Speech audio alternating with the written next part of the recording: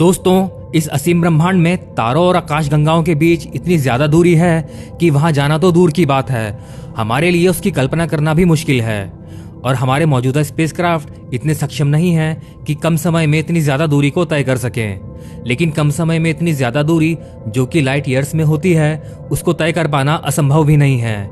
कुछ ऐसे advanced concepts हैं जो भले ही अभी सिर्फ थ्योरीज में हैं, लेकिन टेक्नोलॉजी जैसे जैसे और एडवांस्ड होती जाएगी, स्पेस में लाइट ईयर्स की डिस्टेंस को कवर करना भी पॉसिबल होगा। ऐसे ही दो कॉन्सेप्ट्स हैं, लेजर प्रोपल्शन और वार्म होल्स। तो चलिए इन कॉन्सेप्ट्स के बारे में जानते हैं। दोस्तों, अगर हम पार्कर सोलर प्रोब की हाईएस्ट स्पीड से भी ट्रेवल करें, जो करीब 7 लाख किलोमीटर पर आवर है, तो उससे भी एक लाइट ईयर की दूरी को तय करने में हमें सैकड़ों साल लग जाएंगे। और हमारे सबसे नज़दीकी स्टार सिस्टम अल्फा सेंटोरी, जो कि पृथ्वी से लगभग 4.3 लाइट ईयर दूर है, वहां तक पहुंचने में तो हजारों साल लग जाएंगे। वहीं अगर लेजर प्रोपल्शन की तकनीक की बात करें, तो इसके थ्रू हम लाइट स्पीड की 20% स्पीड तक को अचीव कर सकते हैं, जिससे एक स्पेसक्राफ्ट केवल कुछ सालों में ही लाइट ईयर तक ट्रेवल कर सकता है। इस कॉन्सेप्ट को 1972 में अमेरिकन फिजिसिस्ट आर्थर कैंट्रोविज ने प्रपोज किया था। इस कॉन्सेप्ट के अनुसार एक बहुत ही शक्तिशाली लेजर बीम को किसी बहुत ही हल्के ऑब्जेक्ट पे टारगेट किया जाएगा, तो लेजर में मौजूद फोटोन पार्टिकल्स उस ऑब्जेक्ट को पुश करेंगे। इसके लिए उस लेजर को बहुत ही हाई पावर इलेक्ट्रिसिटी की जरूरत पड़ेगी। जितनी ज्यादा पावरफुल लेजर होगी, लेजर में से निकलने वाले फोटोन पार्टिकल्स उतना ही ज्यादा मोमेंटम कैरी करेंगे, और जब वो फोटोन पार्टिकल्स किसी ऑब्जेक्ट से टकराएंगे तो उस ऑब्जेक्ट पर एक फोर्स लगेगा जो उस ऑब्जेक्ट को आगे की ओर हाई स्पीड से पुश करेगा। दोस्तों, इस तकनीक को विकसित करने का काम शुरू हो चुका है और इस प्रोजेक्ट का नाम है ब्रेक थ्रो स्टार शॉट, जिसका उद्देश्य अल्फा सेंटोरी स्टार सिस्टम में छोटे अंतरिक्ष यान को भेजना है। लेकिन इसके सामने भी कुछ बड़ी चुनौतियां हैं, जैसे स्पेसक्राफ्ट का साइज। इसको इतना छोटा बनाया जाएगा कि लेजर के पुश से ये स्पेसक्राफ्ट मैक्सिमम स्पीड को अचीव कर सके।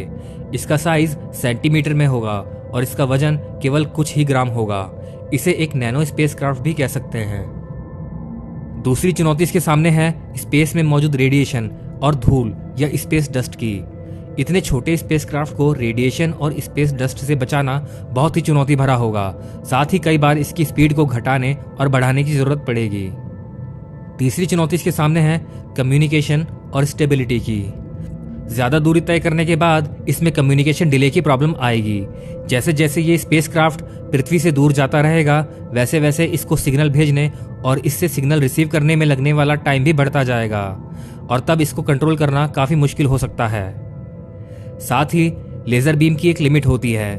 जितनी पावरफुल लेजर होगी, उतनी दूर तक वो स्पेसक्राफ्ट को पुश करती रहेगी, और एक सीमित दूरी के बाद लेजर बीम कमजोर होती जाएगी। स्पेसक्राफ्ट को दूर तक पुश करने के लिए गीगावाट में पावर की जरूरत पड़ेगी, जो लगातार स्पेसक्राफ्ट को आगे बढ़ा सके। इसके अलावा लेजर का फोकस स्पेसक्राफ्ट पर बनाए रखना भी बहुत मुश्किल काम है।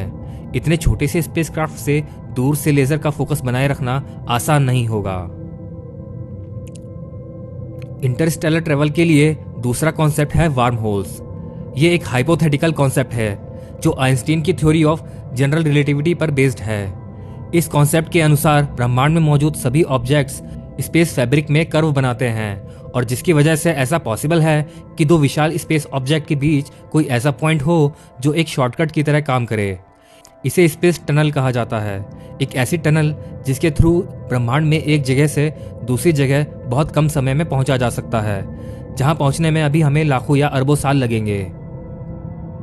आइंस्टीन की थ्योरी के अनुसार ये ऑब्जेक्ट्स स्पेस फैब्रिक में दबाव डालते हैं और स्पेस में कर्व बनाते हैं, जिससे ग्रेविटी का जन्म होता है। मैसिव ऑब्जेक्ट्स जो सूर्य से भी हजारों और लाखों गुना मैसिव होते हैं, वो स्पेस को बहुत ज्यादा कर्व करते हैं, और ऐसा संभव है कि दो मैसिव ऑब्जेक्ट्स का कर्वेचर एक पॉइंट पर इस तरह से आकर जुड़ जाए, जिससे एक दूसरा रास्ता या शॉर्टकट बनेगा जो इसकी दूरी को कम कर देगा। चलिए इसको और सरल तरीके से समझते हैं। इस इमेज को देखिए। इसमें इस पेपर को आप स्पेस फैब्रिक मान लीजिए। अब अगर आपको पॉइंट ए से पॉइंट बी तक जाना है, तो आपको इसके लिए सबसे शॉर्टेस्ट डिस्टेंस पॉइंट ए से पॉइंट बी तक सीधा चलने पर मिलेगी। लेकिन अगर इस पेपर को कुछ इस तरह से बेंड कर दिया जाए, तो पॉइंट ए से पॉइंट बी तक की डिस्टेंस केवल इतनी ही रह जाएगी। और थ्योरी के अनुसार यही होता है जब कोई हाईली मैसिव ऑब्जेक्ट स्पेस को बेंड कर देता है।